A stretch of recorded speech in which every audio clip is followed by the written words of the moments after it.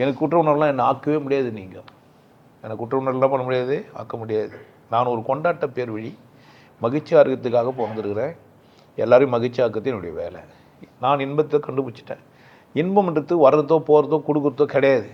எனக்குள்ளே புரியுது, எனக்குள்ளே அது புரியுது. எப்போதும் என்னால் ஆழ்தும் இன்பம் தான்.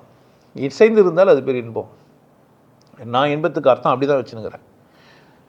சிக்கிலிக்கா பண்ணியாக வருது இல்லை, அது சும்மா அது. நான் அதை சொல்ல. ஒரு பொருள் கழிச்சு வருது இல்லை, அது இல்லை. அதெல்லாம் இன்பம் கிடையாது.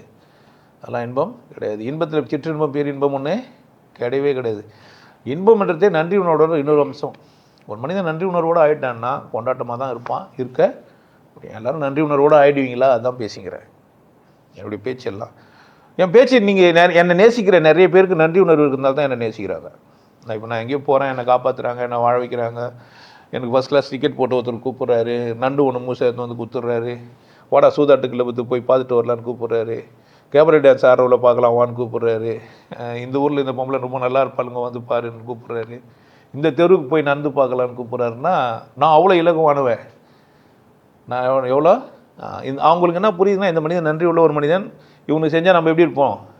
நல்லா இருப்போம். வாழ்க்கையில் ஒரு நல்ல மனுஷனை பார்த்துணுன்னு நிறைய பேர் இந்த வீடியோ பார்த்துட்டே சந்தோஷப்பட்டவங்களாங்கிறாங்க. என் வீடியோ பார்த்துட்டே சந்தோஷப்பட்டவங்களுங்கிறாங்க. அவங்களுக்காக தான் நான். ஸோ நகைச்சுவை உணர்வு எந்த கிடையாது. ஆக்சுவலாக நீங்கள் என்னை பார்த்தீங்கன்னா நீங்கள் தனியாக எழுதுருவீங்க.